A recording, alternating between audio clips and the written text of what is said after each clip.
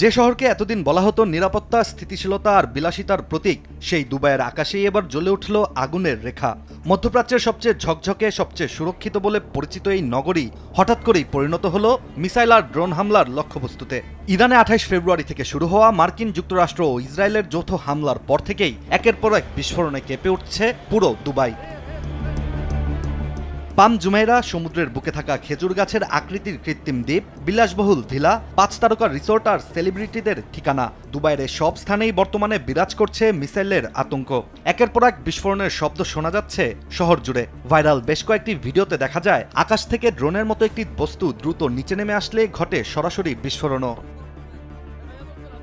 কিন্তু ঘটনা প্রবাহ এখানেই থেমে থাকেনি।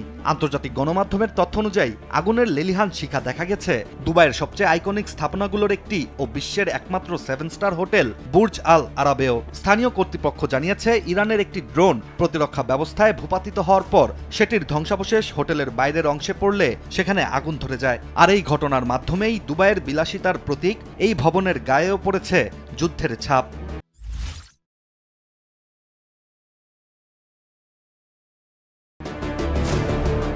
এদিকে সংযুক্ত আরব আমিরাত জানিয়েছে ইরান ইউএইর ভূখণ্ড লক্ষ্য করে 137টি মিসাইল ও 209টি ড্রোন নিক্ষেপ করেছে, যার অধিকাংশই আকাশেই প্রতিহত করা হয়।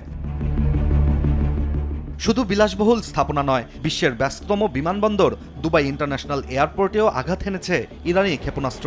তবে এই হামলার আগেই আকাশসীমা বন্ধ করে দেয় সংযুক্ত আরব আমিরাত, যার ফলেই অধিকাংশ যাত্রী সরিয়ে নেওয়া সম্ভব হয়েছিল।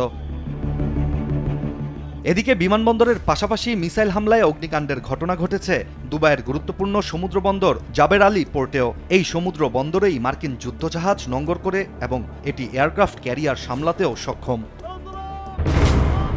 মিসাইল নিক্ষেপের বিষয়ে ইরান জানিয়েছে যুক্তরাষ্ট্র ও ইসরায়েলের হামলার জবাবেই তারা উপসাগরীয় প্রায় সব তেল গ্যাস সমৃদ্ধ দেশ ও মার্কিন ঘাঁটি আছে এমন দেশে আঘাত এনেছে।